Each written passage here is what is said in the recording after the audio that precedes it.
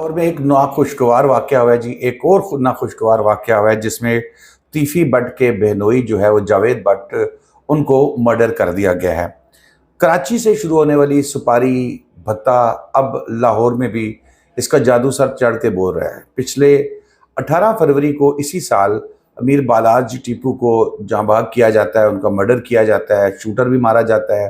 फिर एहसन शाह मारा गया। इसी दौरान डॉक्टर जो है वो शाहिद सदीक, उनका मर्डर हो जाता है। शूटर्स की आवाज़ आनी शुरू हो गई है।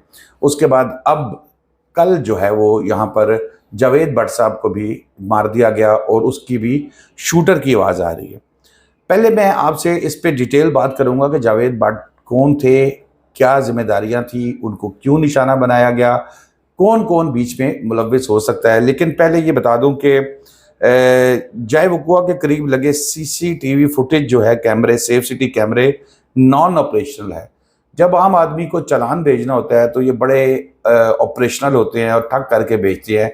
लेकिन जब खुदा न खास्ता इस किस्म का कोई हादसा हो जाता है तो ये अक्सर जो है ये फंक्शनल नज़र नहीं आते। फिर कैमरे बंद होने की वजह से वाज़ेह फुटेजेस अभी तक नहीं मिल सकी पुलिस को। और यहाँ पर तफ्तीश के लिए सीआईए और इन्वेस्टिगेशन की 4 अलग टीमें जो है वो तश्कील दे दी गई हैं। मुलजिमान ने 30 बोर का पिस्टल जो है वो इस्तेमाल किया था।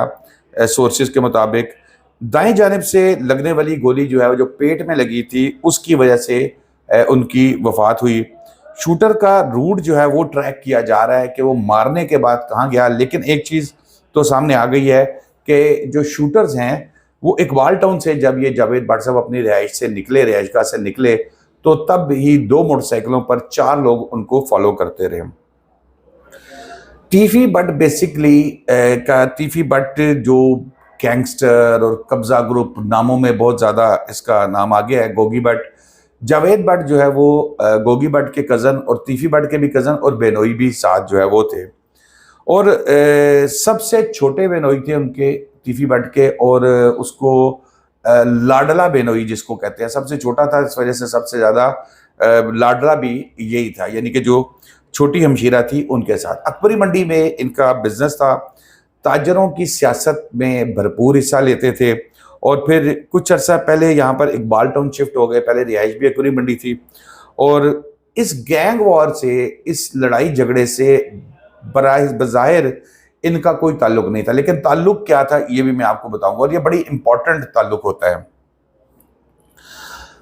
जावेद भट्ट साहब के साहबजादे हमजा की मुद्दत में जो है वो मुकदमा इसमें दर्ज किया गया है, जिसमें वालदा ने कहा है कि मैंने 2 लोगों को शनाख्त कर दिया है, एक कैसर भट्ट और एक अमीर बालाज का छोटा भाई जो है फतेह, वो था।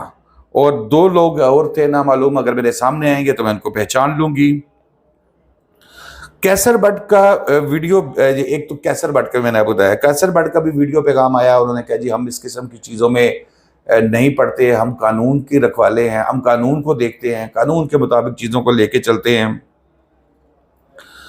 और पुलिस से मुकम्मल ताउन करेंगे। कैसर भट्ट साहब, आपकी भी वीडियोस, आपके वीलॉग्स भी और आपके जो टिकटॉक्स भी, वो भी हम देखते रहे थे। और कानून के तहत अगर ये मुल्क चलना शुरू कर दे तो यकीन करें कि सब मसाइल हल हो जाएं, चाहे वो ऊपर वाले हुक्मरान हो या नीचे के ये बदमाश टाइप जो लोग हैं। लाहौर की मारूफ तरीन शाहराह पर दिन दिहाड़े 5 फायर किए जाते हैं। फायर ज़्यादा किए, 5 फायर जो है वो जावेद भट्ट साहब को लगे थे। इससे कुछ फासले पे ये जय वकुआ अक्सर दोस्त जो लाहौर में रहने वाले हैं उनके जहन में होगा कि अगर आप आते हैं ज़हूरुल्लाही रोड से, चौधरी परवेज़ इलाही साहब का, शुजात साहब का घर जो है वो भी यहाँ से कुछ समझें कि मीटर्स के फासले पे है। फिर उससे पहले एक बच्चों का स्कूल है, फिर उसके सामने एक बच्चों का स्कूल है, फिर थोड़ा सा आगे जाएंगे चौक में एक बच्चों का स्कूल है। तो ये या तो वहाँ से आए हैं या ये आए हैं क्योंकि इकबाल टाउन से, तो ये कनाल से आए होंगे। कनाल से एक रास्ता मुड़ता है शादमान की तरफ और वहाँ पर ज़रा दीवारें साइडों से ऊंची हैं। कनाल वाले को, गुजरने वाले को इतनी चीज़ आसानी से नज़र नहीं आती। इतलात के मुताबिक वहाँ पर उनको रोक कर जो है वो शूट किया गया था। और फिर इस चीज़ का भी अब खदशा जाहिर किया जा रहा है कि जो नामजद हैं ये कहीं बैरून मुल्क जाने की कोशिश कर रहे हैं या फरार होने की कोशिश कर रहे हैं। लेकिन जैसे मैंने आपको बताया कैसर भट्ट साहब से अभी बात भी हुई थी, वो तो अभी फ़िलहाल पाकिस्तान में ही है, लाहौर में, ज़ाहिर है छुपे हुए हैं। और मामला यहाँ से चलता है जी कि खदशा तक पुलिस ने इस हवाले से भी बहरहाल चीज़ें लेके तहकीकात तो शुरू कर दी है, अभी तक कोई गिरफ्तारी सामने नहीं आई।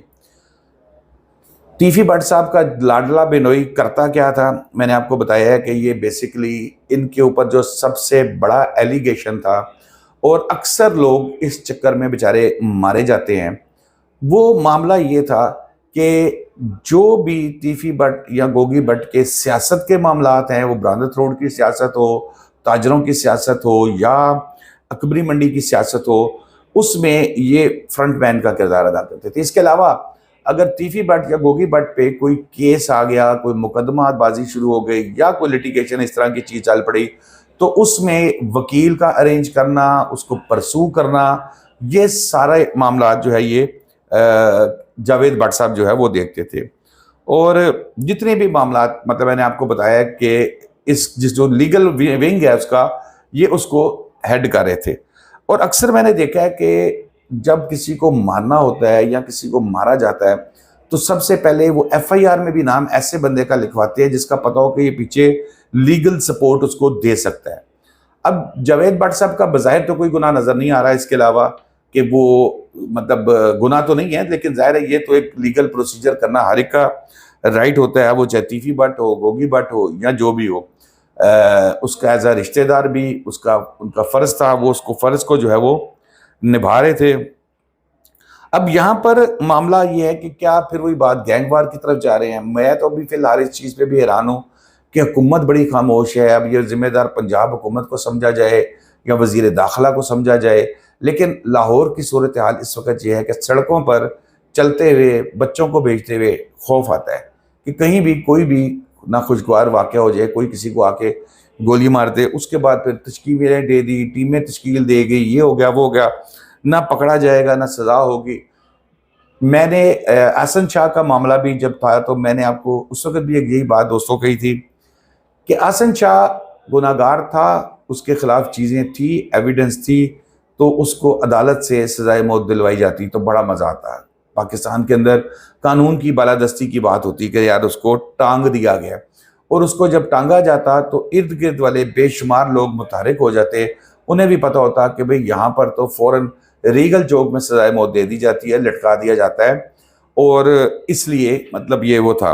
और गैंग वॉर के अंदर कभी किसी खातून के ज़ख्मी होने की या हलाकत की कभी कोई नहीं मिली थी, क्योंकि पुराने ज़माने के ये जो दुश्मनदार थे, इनमें दुश्मनी, कत्लो गारत सब कुछ अपनी जगह पर, लेकिन एक वज़ादारी होती थी। घर की ख़वातीन को तंग नहीं किया जाता था, ना मुकदमेबाजी में नाम दिए जाते थे, ना घर की ख़वातीन के ऊपर कोई इस तरह का हमला किया जाता था।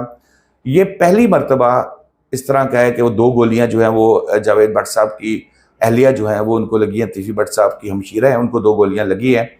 ये पहले तो गैंग वॉर या इस तरह की चीज़ें ही अफसोसनाक है। अगर ये उस तरफ चल रहे हैं, अल्लाह ना करे ये इस तरफ को जाएँ। मैं तो मरियम नवाज़ साहिबा से, जो कि पंजाब की सीएम है, मोहसिन नकवी साहब से दरख्वास्त करूँगा कि अभी भी इस चीज़ को रोक लिया जाए, क्योंकि बज़ाहिर ऐसा लग रहा है कि ये चीज़ अभी बढ़ेगी।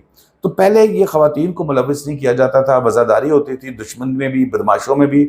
अब लग रहा है कि वो भी ख़त्म होती जा रही है। तो दोस्तों, जब तक इसकी मैं मज़ीद आपको अपडेट करूँगा, नमाज जनाजा की सूरत हाल, बाकी भी शादाब रियाज को इजाज़त दीजिए। अल्लाह हाफ़िज़।